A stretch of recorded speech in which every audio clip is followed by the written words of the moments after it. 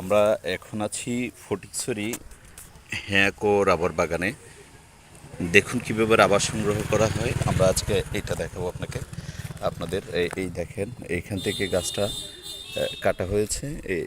এই রাবারগুলো এখান থেকে যখন এরকম চিকন করে কেটে দেয়, তখন এই রাবারটা এদিকে এসে এই পটটা আছে, এই যে এই পটটা এখানে বসানো থাকে, তখন এই জায়গায় রাবার পড়ে। হ্যাঁ, এই যে দেখেন, এই পটটাকে এখন উপর করে রেখে দেওয়া হয়েছে। হুম,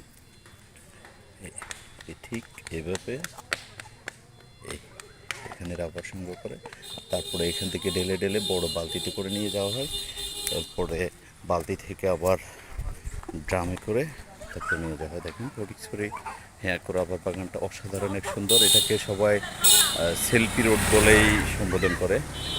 সেলফি রোড মানে এখানে আসলে রাবার বাগানটা করার পরে যখন রোডটা করা হয়, তখন এটা কিন্তু আপনার সবাই সেলফি তোলার জন্য আসতো এখানে। এই জন্য আসলে এটাকে সেলফি রোড বলে বলে দেখেন, রাবার বাগান আসলেই অসাধারণ, একেবারে সারি সারি সাজানো সুন্দর। একেবারে দেখবেন একটু সোজা সারি সারি সাজানো। আমরা আরও বেশ কয়েকটি ভিডিও করেছি, আমরা দেব। এই যে দেখুন, এখানে অনেকে ঘুরতে আসছে। একেবারে সোজা সারি সারি সুন্দর করে সাজানো, অনেক লোক ঘুরতে আসে প্রতিদিন। এই যে আমরাও কাজের ফাঁকে একটু করে সুযোগটা পেলাম, তাই নিয়ে নিলাম।